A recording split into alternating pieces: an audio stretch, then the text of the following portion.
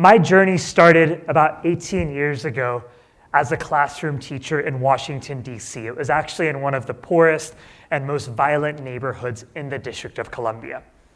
And you see, if you would have asked me at any point before that day if I would have become a classroom teacher, I would have probably told you that you are crazy. And yet here I was, it's my first day of school, a day that I will likely never forget, and I'm staring at these 35 eighth grade boys. And I had dressed up in this suit and tie because I was told that that would help kids take me more seriously. And these kids were doing anything but taking me seriously. They were talking, they were having a blast. There was even a faint sound of music coming from my classroom. And so I'm standing here and I'm looking out at these 35 boys, and I look to the very back of my classroom. And there are these two kids, and they're actually on the floor, and they are rolling dice. And they've got a couple of dollar bills out, and there's this small little radio standing next to them. So my mind starts to race, and I say, what do I need to do? And I quickly tighten up my tie, and I straighten up my suit, and I get my voice really firm, and I look to the back of the room, and I say, I need you to please sit down. And they ignore me. And they turn the radio up a little bit higher and a little bit louder. And then I said, okay, I have to win this battle. And so I tightened up my tie again, and I straightened up my suit again, and I got my voice even deeper, and I said, I need you to please sit down. And they ignored me again. And they turned the radio up a little bit louder, and I said one final time, I need you to please sit down. And this one kid who was rolling the dice, he stands up, and he gets in this football position.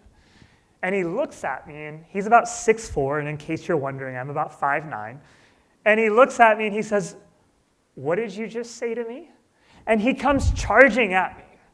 Luckily, at 21 years old, my reflexes were pretty fast. But folks, that was my first day of teaching. That was the first day of my career. That was basically how this whole journey started for me. You see, those few years that I spent in the classroom, well, they were tough. They challenged me. They made me question everything I had ever learned. They taught me that everything I learned until then didn't really matter. They made me question everything I thought I knew about myself. But they also changed my life. You see, they showed me that schools hold power.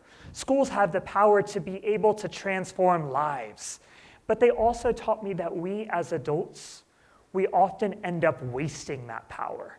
And we end up wasting that power because we give kids a schooling experience that is preparing them for a world that no longer exists.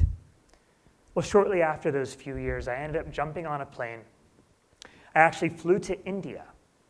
And I flew to India to rediscover my own roots, to rediscover my own story.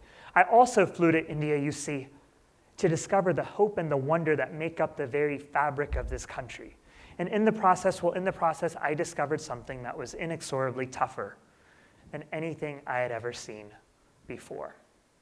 You see, we live in a country with the world's fastest growing young population. 55% of our population is under the age of 25. And social scientists predict that by 2030, 1 out of 5 of every person in the world that is working will be Indian. It's a number that holds enormous potential. And yet we have to acknowledge that there is a lot of truth underlying that number that we need to urgently address. And you see, because when you look at the 320 million kids that we actually have studying in our 1.5 million schools, we have to acknowledge that the vast majority of those kids, they are not learning. And let me actually show you a couple of pieces of research to better demonstrate that. This is actually a perennial research study done every single year. It's an assessment administered by USSR to about 700,000 kids across the country. This was last year's assessment. 700,000 14-year-olds across India took this assessment. And it was actually a very simple interest problem. And on that interest problem, basically, kids did not need prior knowledge of interest rates. They didn't require any other prior knowledge. It was, by most international standards, a problem that fifth graders should be able to solve. 700,000 kids took this assessment. Guess what percentage of Indian 14-year-olds actually got this answer right? 6%. So what's the bottom line? The bottom line is that our kids are learning about 50% of what they should be learning in school. Let me take you to another study. That was within India. Well, this is where we stand against the world. You see, in 2009, India participated in the International PISA assessment. This assessment is given every single year to OECD countries. It is by far the gold standard of critical thinking, and it's been given every year for about 2 decades now. And countries across the world take it. When a country takes this assessment, you can choose which regions take it. You can choose which language it's given in. You have a lot of autonomy to be able to basically start to determine how you want to take this assessment. Well, India took this assessment in 2009, and out of 74 countries, we ranked 72nd. And if you're wondering, well, why am I showing you data from 2009? It's because we haven't taken the assessment since. And if you're standing here thinking I'm spewing a bunch of numbers at you, these are more than numbers. You see, this is data, and these are studies that are telling us that future livelihoods are at risk. And we see the data on those livelihoods because that same data tells us that by and large, 60% of Indians graduating today are unemployable. I know that when you listen to this, it feels a little overwhelming. I get overwhelmed when I look at it. But folks, I believe to my core that if we want to create a better, more hopeful India, then we have to start by acknowledging the truth that accompanies our most precious resource, our kids. And in that same breath, you see, we also have to acknowledge that kids in India growing up today will inherit a long list of issues that they will have to figure out how to solve. And by and large, kids did no means to be able to create those issues. They will inherit them. Pick an issue. Take climate. 60% of young Indians and people across the world actually report feeling extremely anxious and worried about climate change. Take poverty.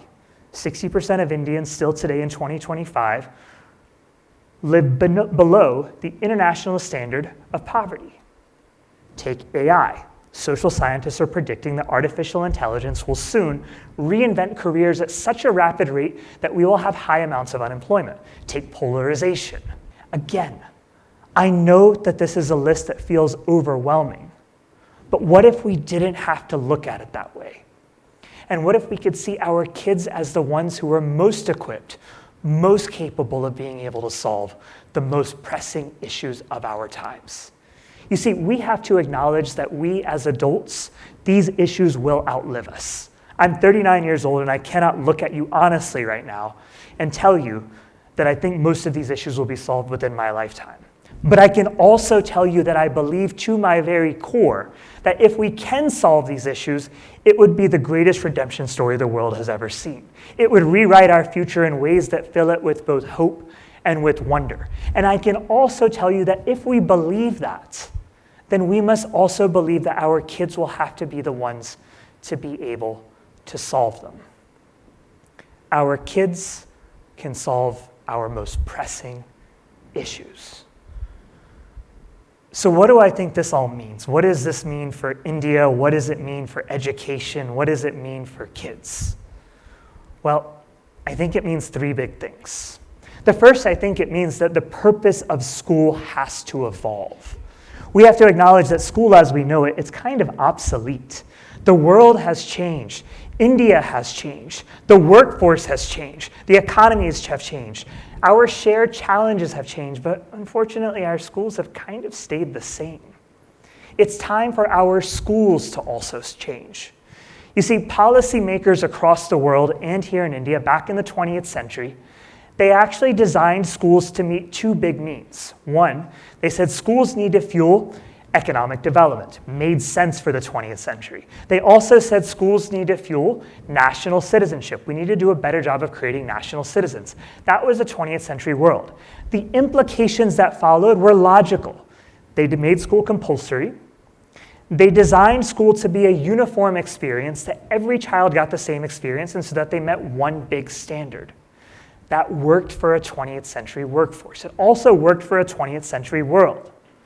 But what about the 21st century? Well, kids growing up today, they are facing a set of shared challenges. And those challenges, they transcend borders. Take any of those issues that I just told you about, climate, AI, polarization. Kids in India are facing the exact same issue that kids are in Sri Lanka and Nepal and South Korea and Poland. These issues transcend borders. And so we need to be empowering kids to be able to solve issues that also transcend borders. Folks, I'm not standing here today telling you that we need to abandon economic development. I do not believe that. That would be irresponsible. But I am also sitting here today telling you that we need to evolve the purpose of school to move from one yes that is focused on the me to the me and the we. And so how do you do that? Well, that's my second big thing. You see, we have to start by believing that our kids can be change makers today and not tomorrow. You see, we've long accepted this notion, and we tell kids something like this. We say, look, here's a bottle of cough syrup. We want you to drink this for the next 16 years. Even if it tastes bad, it's okay. Eventually, it's going to make you better. And the promise underlying that, it goes something like this. Give us 16 years of your life, put it into the educational system, and we're going to spend 16 years preparing you, and one day we promise you, you're going to have greater skills, you're going to have greater knowledge, you're going to have greater opportunity, you're going to be a better citizen, and maybe if you are lucky, you're going to be able to change the world. Well, there are a couple of problems with that argument. One is we're not doing a very good job of it for the vast majority of citizens. Two, the world is changing too fast now. What kids are learning today is very likely not going to be relevant 20 years from now. And three, the assumption underlying that is that kids, until they grow up, are actually not capable of very much. And that argument feels wrong. You see, the great Austrian philosopher Ivan Illich, he described this perfectly. He said, school is merely the advertising agency that makes you believe that you have to accept society as it is. But what if we were to flip that on its head? What if we were to actually teach our kids to believe that they can change the world? What if we were to teach them to think like the most creative and innovative thinkers of our times have thought, like Steve Jobs and Walt Disney and Martin Luther King or Gandhi or Tagore? What if we were to teach them to believe that the world that they have today and all of the laws and institutions and the structures that govern it, that world was created by people that are no smarter than they are? And what if we were to teach them that if they choose to, they could actually change it for the better? You see, we have to believe that our kids can be change makers today. And third, and finally, we have to believe that our schools can be microcosms of an India of tomorrow, not of the broken world that exists today. You see, our schools are often mirror images of the society that we inherit, but it doesn't have to be that way. Could we make them mirror images of the society that we want to be able to build? And we have to acknowledge that our schools that exist today are perpetuating the very same levels of oppression that they were designed to be able to fix. That when in 2024, 13,000 students took their lives across campuses last year, we have a problem on our hands. But we could flip that. You see, if we want a kinder India, then we need to make our schools kinder. If we want a more sustainable India, we need to make our schools more sustainable. If we want a more tolerant India, we need to make our schools more tolerant. If we want a more integrated India, we need to make our schools more integrated. Our schools can be microcosms of tomorrow, not today. So 3 big things. The purpose of school has to evolve from the me to the we. Our kids can be change makers today, not tomorrow. And our schools need to be microcosms of the world that we want to see, not the one that exists today. There are examples across the world and here in India that are proving what it means to be able to lean into these 3 big things. Take Ahmedabad University in the heart of Gujarat. You see, the 850 students that enter this institution every single year, they don't go in and take foundational courses. They don't take Economics 101. They don't take Biology 101. Instead, they spend the entirety of their first year trying to tackle 4 global challenges: water, climate, democracy and justice, and urbanization. And their entire first year is geared around how do you solve one of these 4 things. In addition to that, these students, these 18-year-olds, are spending every single week mandatorily serving in underserved communities. They're 18. Or take something much closer to home, Panna communities. It's about 10 kilometers from where we are right now. You see, at Panna, they're working with about 900 kids after school that are at risk. These are at-risk kids who are at risk of dropping out. And yes, the after-school program is focused on the me. They are spending 3 hours just remediating, literacy, numeracy, just trying to get better. But in addition to that, they also have to pick a problem in the community that they want to solve. And then they spend a year trying to solve that very problem. Or take the kids' education revolution. You see, at the kids' education revolution, you have hundreds of kids that come together every single year. And they spend 5 days together in retreat. And during that retreat, they're working with one another. They're learning how to be innovative. They're learning how to apply creative solutions to problems that are vexing everybody else. And then they spend a year trying to solve that. And they get guidance from mentors, but also they get guidance from each other, because what they are learning is that you can solve the world's most complex problems together. See, there are examples across the world and here in India that are showing us what we can do in the 21st century. And they are not all high-resource examples. They are ones that are proving that a new path is possible to be able to help India leapfrog. Folks, I leave you with one final plea this evening.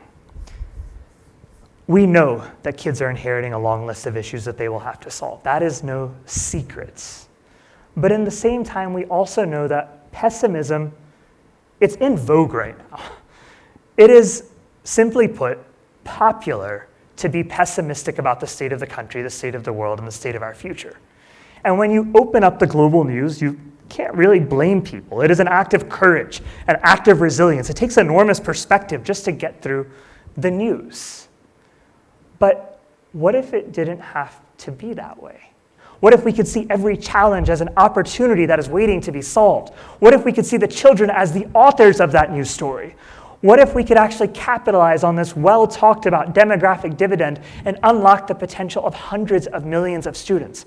And what if in the process of all of that, we could create an India that is a beacon of hope for the rest of the world, not only because it is wealthier, but also because it is leaning into the ideals that this country was founded upon. You see, folks, as you leave here this evening, I invite you to be able to look at the future of India much like you look at the stars, and you see both hope and wonder. You see, every time I look at the stars, I feel this sense of wonder about the vastness of it. And if I allow myself to slow down enough, well, I start to feel butterflies right here. What if we could look at the future of India and feel that exact same wonder? What if we could look at the future of India and feel those exact same butterflies fueled by that wonder? And what if we could do that one school at a time? Thank you all.